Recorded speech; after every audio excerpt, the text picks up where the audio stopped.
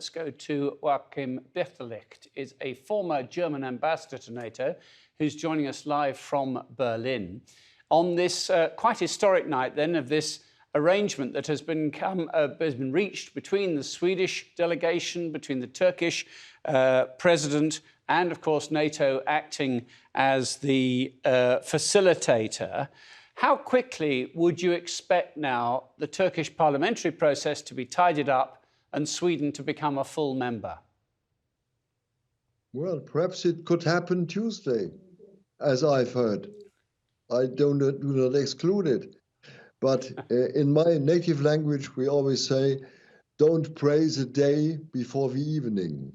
Therefore, I think it's the breakthrough, yes, but let's be prudent and let's see what will be the result of the Turkish Great Assembly in the ratification process. But in my eyes, it's the breakthrough, and I think NATO member states and EU member states and Nordics are now better aware of the importance of Turkey in the whole political scene in Europe and in around Europe.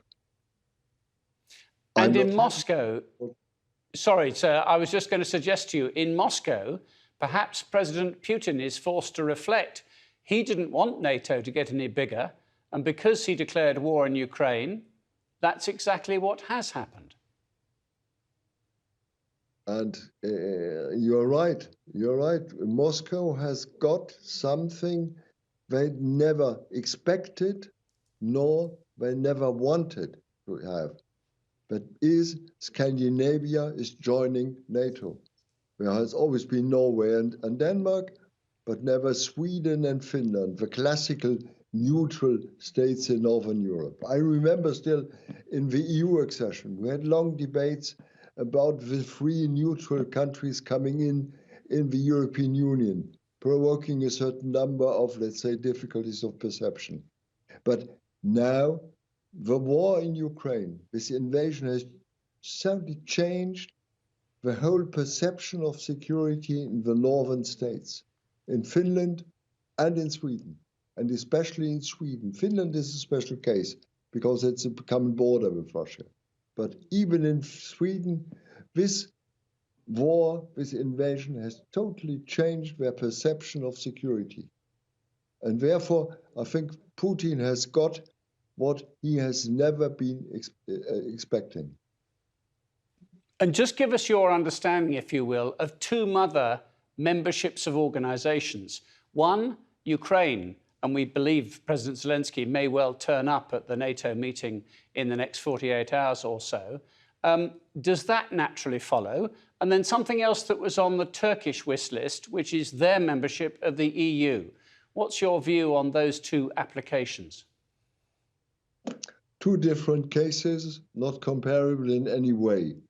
When you look at Ukraine, I think the Turkish side was right to mention, well, with regard to the EU, it's strange. We, Turkey, we have been negotiating now for 20 years on the accession to the European Union. Not any breakthrough in view. And there's another coming in suddenly from one day to the other, suddenly he is a candidate. And there are certain even promising a fast accession. And on the other hand, when you look at Ukraine and NATO, it's a comparable case to some extent. On the one hand, we agree all Ukraine has to be protected.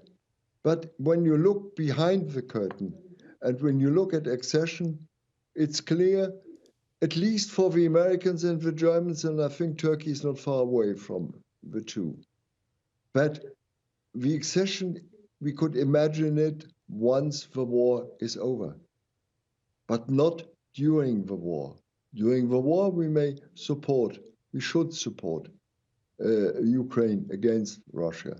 But about accession, it's once the war is over. I'm still in this thinking that at least for foreseeable time, the best solution after a ceasefire for the Ukraine should be or would be an association to the European Union, at least for some years, to see how it develops.